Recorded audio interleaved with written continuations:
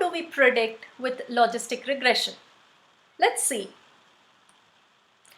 So to recall, logistic regression can be defined as probability of yi equals 1 is defined as a sigmoid of a linear combinations of the features W transpose X.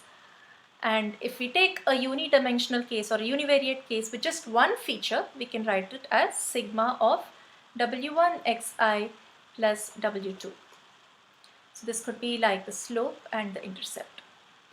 Now, when we want to think about the prediction, first, we would have learned a model, which means we would have learned the values of the W, which is the unknown in the formulation. Once we know the value of W, suppose we are given a new data point x new, and we want to find the value of y new. We want to know whether it's 0 or 1, because we are talking about binary classification here with the sigmoid. So what we can do is define a threshold between 0 and 1. So a common threshold is 0.5, but we can have another threshold based on our application.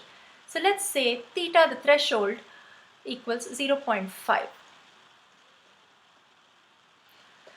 Now we would check if probability of y new equals 1, which we can compute because we know the weights now. If it's greater than or equal to theta, then we would classify it as positive. If it's less than theta, we would classify it as negative. You can see this pictorially as follows. Suppose we have the data points like this. So we have some negative instances with y0 and some positive instances with y1. So this is y1. And what we have found is a sigmoid or a smooth transition between the x's and the y's. With a threshold of 0.5, now we can cut across this function at y equals 0.5, which is the y-axis 0.5, which is the threshold.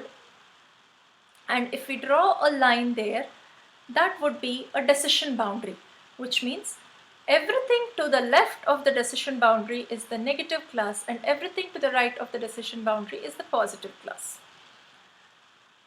So this is how one can predict with logistic regression.